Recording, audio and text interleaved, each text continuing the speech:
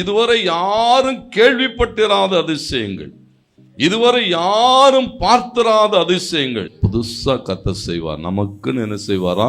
புதிய அற்புதங்கள். உன்னோடு கூட இருக்கிற ஜனங்கள் அதை காண்பார்கள். அல்லேலூயா.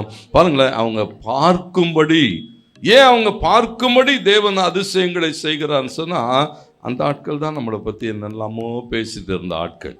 அந்த ஆட்கள் தான் நம்மோடு கூட இருந்துக்கிட்டே என்ன சொல்லுவாங்க, இதெல்லாம் எங்கே உருப்பட போகுது, இதெல்லாம் எங்கே வர, இப்படிப்பட்ட ஆட்கள் பாருங்க. அவர்களெல்லாம் காணத்தக்க, கர்த்தருக்கு மகிமை உண்டாட்டும். வேதம் சொல்லுகிறது, இஸ்ரவேலர் எல்லாரும் காணத்தக்க கர்த்தர் சாலமோனை உயர்த்தினார்னு போட்டிருக்கு. ஆண்டவருக்கு மகிமை உண்டாட்டும். தேவன் தம்முடைய பிள்ளைங்க பாருங்க, இங்கே சொல்லப்பட்டிருக்கிற அந்த வார்த்தைகள், அதிசயங்களை செய்வேன், அதுவும் எங்கும் செய்யப்படாத அதிசயங்களை செய்வேன். அதோடு கூட அவர் சொல்லுகிற போது சொல்லுகிறார், அந்த அதிசயங்களும் அற்புதங்களும் அவர் செய்கிற போது அது எப்படி இருக்கும் சொன்னா, பயங்கரமானதா இருக்கும்னு சொல்றார். அல்லேலூயா. ஆண்டவருக்கு மகிமை உண்டாட்டும். ஒவ்வொரு நாளும் இந்த வார்த்தையின்படி கர்த்தர் நம்ம என்ன செய்வார்? நம்முடைய வாழ்வை ஆசீர்வதிப்பார்.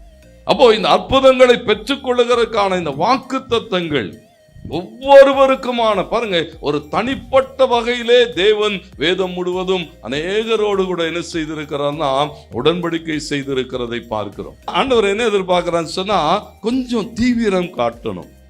தேவன் பாருங்க, தேவனிடத்திலிருந்து ஒரு வார்த்தை வருகிறது, நல்ல செய்தி வருகிறது, தேவன் உங்களை ஆசீர்வதிக்க விரும்புகிறார்னா என்ன செய்யணுமா? வேகம் காண்பித்தாக வேண்டும். தேவனுக்கு முன்பதாக மேன்மை பாராட்ட ஒன்றும் இல்லை. ஆண்டவருக்கு மகிமையாக பாருங்க, தேவனுக்கு செய்கிறவைகளிலே, தேவனுக்கு உண்டானவைகளிலே ஆண்டவர் இன்றைக்கு என்ன எதிர்பார்க்கிறான்னு சொன்னா, இனி காலம் செல்லாது, தீவிரம் காண்பித்தாக வேண்டும்.